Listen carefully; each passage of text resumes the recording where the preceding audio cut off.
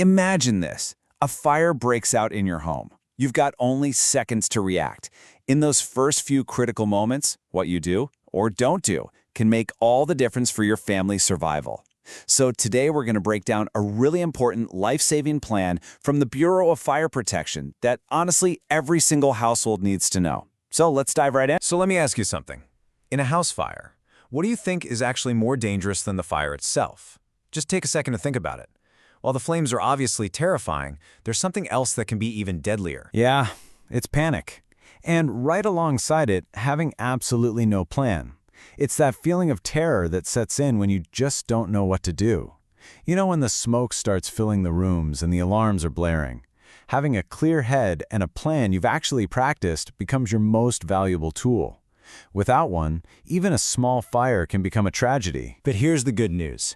There is a simple, really powerful tool that's designed to fight that exact panic. It's an acronym, and it's one you're going to want to remember. EDITH. Edith. It's not just a nice idea. It's a complete strategy. It stands for Exit Drill in the Homes. The whole concept is actually pretty simple. You make a fire escape plan, and then, this is the key part, you practice it. You turn that potential for chaos into a calm, almost automatic response. It's a system designed to get every single person out of the house safely. And this right here, this quote, gets to the absolute heart of the matter. The message from the Bureau of Fire Protection is crystal clear. A plan that just sits on a piece of paper isn't enough. The key word is practice. This is all about building muscle memory for your entire family, so that if an emergency ever does happen, you don't have to stop and think, you just act. Okay, so how do you actually build this life-saving plan? Well, it's probably way more straightforward than you think. Let's break it down into 4 simple, totally actionable steps that are really the foundation of your family's safety. So it really comes down to these 4 main things. First up, smoke alarms. They are your non-negotiable early warning system. Second, and this is so important, every single room needs to have 2 ways out. We're going to get into that in just a second. Third, you've got to pick a safe meeting place outside, somewhere obvious like your neighbor's big oak tree or their mailbox, so you can do a quick head count and know everyone's out. And finally, the step that makes it all work. You have to practice the drill, at least twice a year. All right, so let's really dig into that 2 ways out rule. Look, your plan A, your main exit, is almost always going to be the door. But you have to ask yourself, what if that door is blocked by fire or smoke? Well, that's where plan B comes in, like a window. Or if you're on an upper floor, a plan C could be a fire escape ladder.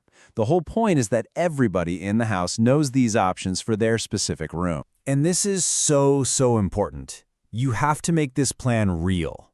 Don't just talk about it. Actually draw a simple map of your home. Mark all the exits, the windows, and that meeting spot.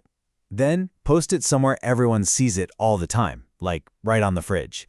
It's that constant visual reminder that keeps safety right there, in the front of everyone's mind. Okay, so you've got your plan, you've got it on the fridge, but what if the worst happens?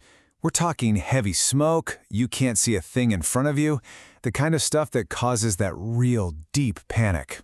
We have to prepare for those exact situations. Look, in a moment like that, you're not going to have time to pull out a manual and read. You need instincts. So here are 2 little memory tricks.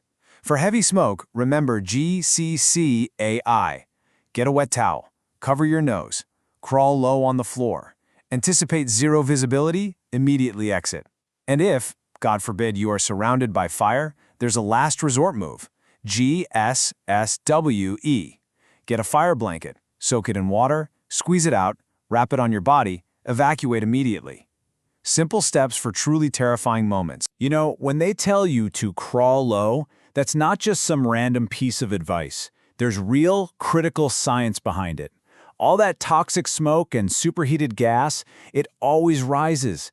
That means the cleanest, coolest air with the most oxygen is going to be down near the floor, in that first foot or so. Staying down there can literally give you the breaths you need to get to safety. Okay, we've talked about the plan, we've talked about the practice drills. Now let's talk about the final, crucial piece of this whole puzzle: leadership. To make sure this all actually happens and works, every family needs to have its own designated safety officer. So the official term for this role is a Fire Safety Conscious Person, or FSCP. And look, this can be literally anyone in the house. The mother, the father, an older sibling, anyone who's responsible and safety conscious. It's really about someone stepping up and taking ownership of the family safety plan. So what's their job really? Well, they're basically the captain of the ship when it comes to fire safety. They take the lead on actually drawing that escape map we talked about. They're the one who says, "Okay, everyone, it's time for our Edith drill." They also keep an eye out for fire hazards around the house, teach everyone safety tips, and make sure those emergency numbers are posted and that everyone knows them. So there you have it. You've got the whole blueprint. You know the steps, you know the strategies, and you know the roles. The only thing left now is to actually do it.